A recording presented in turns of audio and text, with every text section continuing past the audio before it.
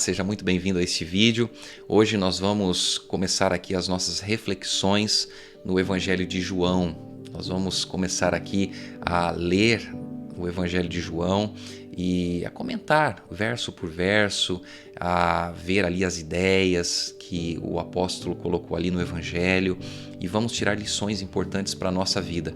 Mas eu quero convidar você a se inscrever no nosso canal se você ainda não é inscrito, a compartilhar o vídeo com as pessoas que você ama, que são importantes para você, e que você também deixe aí o seu joinha para que o nosso canal seja divulgado também cada vez mais para outras pessoas, ajudando no conhecimento da palavra de Deus. Bom, nós vamos lá então para o Evangelho de João. Nós estamos aqui agora com a Bíblia, a nova versão, a nova Almeida atualizada, a nova Almeida atualizada, e nós vamos então para o capítulo 1 do Evangelho de João. Diz assim: no princípio era o Verbo, e o Verbo estava com Deus, e o Verbo era Deus. Ele estava no princípio com Deus. Todas as coisas foram feitas por ele, e sem ele nada do que foi feito se fez. A vida estava nele, e a vida era a luz dos homens. A luz resplandece nas trevas, e as trevas não prevaleceram contra ela. Então, olha que interessante os primeiros versos do Evangelho de João. Nós percebemos que o objetivo de João aqui no Evangelho é enfatizar a divindade de Cristo Jesus. E ele menciona, olha, no princípio era o Verbo. Ele está se referindo a Jesus, dizendo Jesus estava com Deus e Jesus era Deus. Jesus estava no princípio de todas as coisas. Isso é maravilhoso, né? Isso é maravilhoso porque esse Jesus que um dia veio e morreu por nós na cruz do Calvário, ele estava no princípio, no início de todas as coisas. Houve um homem enviado por Deus e o nome dele era João. Este veio como testemunha para testificar a respeito da luz, para que todos viessem a crer por meio dele. Ele não era a luz, mas veio para dar testemunho da luz, a verdadeira luz que, vinda ao mundo, ilumina toda a humanidade. Então aqui nós vemos a Bíblia falando a respeito de João Batista. João Batista, ele veio para preparar o caminho para o Messias. Muitas pessoas pensavam que ele era o Messias, mas ele mesmo afirmou: olha, eu não sou o Messias, eu vim para preparar o caminho para o Messias. O verso 10, o Verbo estava no mundo. Então olha que interessante o que a Bíblia está dizendo aqui, olha, ela está se referindo ao Verbo, diretamente dizendo que o Verbo era quem? Era Jesus. Jesus é quem veio ao mundo. O mundo foi feito por meio dele, mas o mundo não o conheceu. Veio para o que era seu, e os seus não o receberam. Mas a todos quantos o receberam, deu-lhes o poder de serem feitos filhos de Deus, a saber, aos que creem no seu nome, os quais não nasceram do sangue, nem da vontade da carne, nem da vontade do homem, mas de Deus. E agora aqui o verso 14, ele esclarece de forma muito clara, que Jesus era o Verbo, que Jesus estava no início, no começo de todas as coisas. E o Verbo se fez carne e habitou entre nós, cheio de graça e de verdade, e vimos a sua glória, glória como do unigênito do Pai. Então o Verbo, ele era Jesus, e a palavra verbo é uma palavra importante dentro de uma frase, né? O verbo, na verdade, é muito importante dentro de uma frase, e se você muitas vezes não conjugar o verbo certo da forma certa, você não vai conseguir elaborar uma boa frase. E aqui nós podemos ver a importância de Jesus, a relevância de Jesus. Ele estava no começo, ele estava no princípio de todas as coisas. E agora ele se fez carne e ele habitou entre nós. Então nós podemos ver aqui a própria Bíblia respondendo: quem é que se fez carne e habitou entre nós? Jesus. Jesus é o Verbo, né? O Verbo. O verso 15, João dá testemunho a respeito dele e exclama: este é aquele de quem eu dizia, ele vem depois de mim, mas é mais importante do que eu, pois já existia antes de mim. Então João Batista, ele tinha uma convicção que Jesus era o Messias, o Filho de Deus. João Batista menciona que ele não era o Messias, mas sim Jesus. Jesus era o Messias, porque todos nós temos recebido da sua plenitude, e graça sobre graça, porque a lei foi dada por meio de Moisés, a graça e a verdade vieram por meio de Jesus Cristo. Ninguém jamais viu Deus, o Deus unigênito que está junto do Pai é quem o revelou. Então olha que interessante, né? Porque a lei foi dada por meio de Moisés, a graça e a verdade vieram por meio de Jesus Cristo. Então algumas pessoas às vezes elas acabam confundindo um pouquinho, né? Em relação à questão da lei, em relação à questão da graça.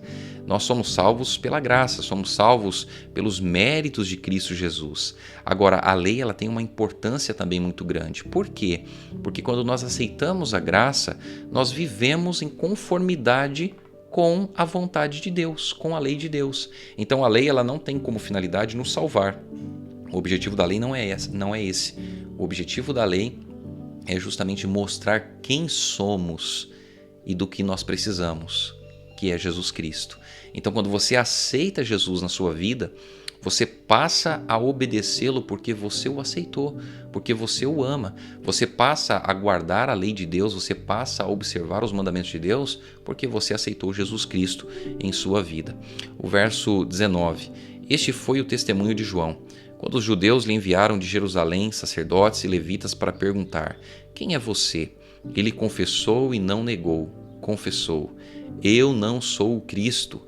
Diante disso lhe perguntaram: quem é você então? Você é Elias? Ele disse: não sou. Então perguntaram: você é o profeta? Ele respondeu: não, não sou. Disseram-lhe então: diga quem é você, para podermos dar uma resposta àqueles que nos enviaram. O que é que você diz a respeito de si mesmo? Então ele respondeu: eu sou a voz do que clama no deserto. Endireitem o caminho do Senhor, como disse o profeta Isaías. Ora, os que haviam sido enviados eram do grupo dos fariseus e perguntaram a João: então por que você batiza se não é o Cristo, nem Elias, nem o profeta? João respondeu: eu batizo com água, mas no meio de vocês está alguém que vocês não conhecem. Ele vem depois de mim, mas não sou digno de desamarrar as correias das suas sandálias. Essas coisas aconteceram em Betânia, do outro lado do Jordão, onde João estava batizando. Então aqui os fariseus eles vão até João Batista para interrogá-lo, para perguntar para ele quem ele era, para tentar obter dele alguma resposta. E mais uma vez João Batista aqui dá testemunho de Jesus. Mais uma vez aqui João Batista fala a respeito do Messias. E agora o verso 29. No dia seguinte, vendo que Jesus vinha em sua direção, João disse: eis o Cordeiro de Deus que tira o pecado do mundo. Este é aquele a respeito de quem eu falava, quando disse: depois de mim vem um homem que é mais importante do que eu, porque já existia antes de mim. Eu mesmo não o conhecia, mas vim batizando com água, a fim de que ele fosse manifestado a Israel. Olha que mensagem maravilhosa, né? Que testemunho maravilhoso de João Batista. Jesus ele veio na direção de João Batista e quando João Batista o viu, ele reconheceu Jesus como Filho de Deus, como Cordeiro de Deus que tira o pecado do mundo. E ele agora testemunhou, ele falou para as pessoas que estavam ali próximas: olha, ele é o Messias, ele é o Filho de Deus, o Cordeiro de Deus. E o verso 32, e João testemunhou dizendo: viu o Espírito descer do céu como pomba e pousar sobre ele. Eu não o conhecia. Aquele, porém, que me enviou a batizar com água, me disse: aquele sobre quem você vir descer e pousar o Espírito, esse é o que batiza com o Espírito Santo. Pois eu mesmo vi e dou testemunho de que ele é o Filho de Deus. O testemunho é algo muito importante. Quando a gente testemunha da nossa fé, quando a gente fala da nossa fé para outras pessoas, nós estamos compartilhando a palavra, nós estamos levando Jesus para outras pessoas. E João Batista, quando ele viu Jesus, ele anunciou, ele falou, ele testemunhou a respeito do Messias, a respeito de Jesus Cristo.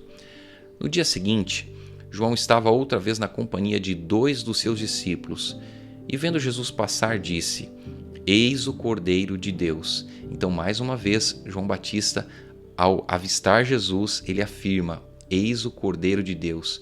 Ele está anunciando, ele está testemunhando, ele está falando para as pessoas a respeito do Messias. Os 2 discípulos, ouvindo-o dizer isso, seguiram Jesus. E Jesus, voltando-se e vendo que o seguiam, disse-lhes: O que vocês estão procurando?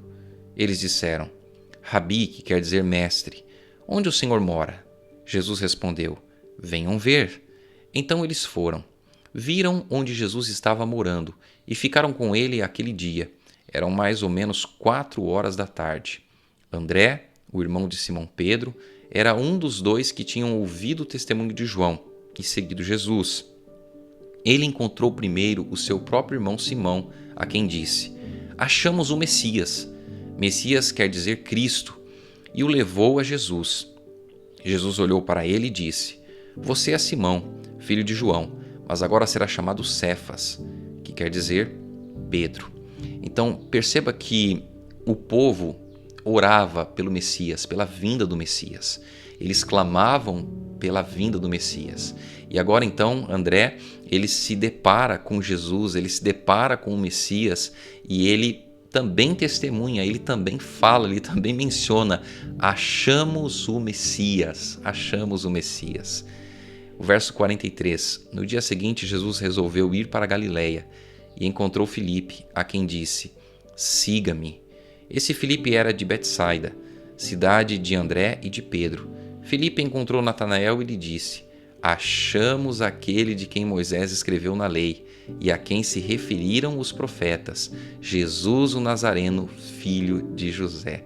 Olha que interessante, aqui também Filipe, ele menciona, ele testemunha: achamos o Messias, nós achamos aquele de quem Moisés escreveu na lei, a quem se referiram os profetas, Jesus o Nazareno, filho de José. Olha que interessante. Jesus, ele estava chamando os discípulos, ele estava convidando para que esses homens o seguissem, e eles pouco a pouco estavam o quê? Reconhecendo Jesus como o Messias. E agora o verso 46. Então Natanael perguntou: De Nazaré pode sair alguma coisa boa? Nazaré, na época de Jesus, não era uma cidade bem vista pelos moradores da época, né? E Natanael então faz essa pergunta: você está dizendo, olha, que Jesus é o Messias, o Filho de Deus, mas será que de Nazaré pode sair alguma coisa boa? Filipe simplesmente respondeu: venha ver. Queridos, olha que coisa maravilhosa, que coisa extraordinária. As pessoas, elas viam com seus olhos Jesus realizando os milagres, Jesus ensinando, Jesus pregando, falando, curando os doentes. E as pessoas, ao ver, elas não tinham como negar que Jesus era o Messias, que ele era o Filho de Deus. Jesus viu Natanael se aproximar e disse a respeito dele: Eis um verdadeiro israelita, em quem não existe fingimento algum. Queridos, quando Jesus olhou para Natanael, Jesus, ele já conhecia o coração de Natanael. E ele faz uma afirmação: olha, não há nenhum fingimento. E aqui nós podemos aprender uma lição importante. Deus, ele conhece o nosso coração, ele conhece os nossos sentimentos, ele conhece tudo que vai dentro de nós. É tolice às vezes pensar que a gente pode esconder alguma coisa de Deus. É tolice às vezes pensar que Deus, ele não conhece a nossa vida. Deus, ele conhece o nosso coração, conhece as nossas intenções, ele conhece tudo a respeito da nossa vida. E Natanael perguntou a Jesus: de onde o Senhor me conhece? Jesus respondeu: antes de Filipe chamá-lo, eu já tinha visto você debaixo da figueira. Então Natanael exclamou: Mestre, o Senhor é o Filho de Deus, o Senhor é o Rei de Israel. Olha só, aqui Natanael, ele se depara com Jesus e ele está convicto de que Jesus era o Filho de Deus. Ele está convicto de que Jesus era o Messias que deveria vir ao mundo. E o verso 50, ao que Jesus lhe respondeu: você crê porque eu disse que tinha visto você debaixo da figueira? Pois você verá coisas maiores do que estas. E acrescentou: em verdade lhes digo que vocês verão o céu aberto e os anjos de Deus subindo e descendo sobre o Filho do Homem. Queridos, que mensagem extraordinária Que mensagem maravilhosa da palavra de Deus. Nós podemos ver aqui as pessoas se deparando com Jesus, testemunhando de Jesus, falando de Jesus. Jesus, o desejo dele é estar no nosso coração, é estar na nossa vida. E nós precisamos testemunhar de Jesus, precisamos falar desse Jesus para todas as pessoas. Quem é Jesus para você? O que Jesus significa para você? Coloque Jesus como centro da sua vida. Testemunhe desse Jesus para todas as pessoas. Fale do amor que ele tem. Fale do sacrifício que um dia ele fez na cruz do Calvário. E fale também que Jesus está muito perto de voltar para buscar aqueles que nele creram. Bom, espero que esse vídeo tenha abençoado você. E deixa nos comentários aí quem é Jesus para você. O que significa Jesus na sua vida. Que Deus abençoe você e nós nos encontramos no próximo vídeo. Até lá!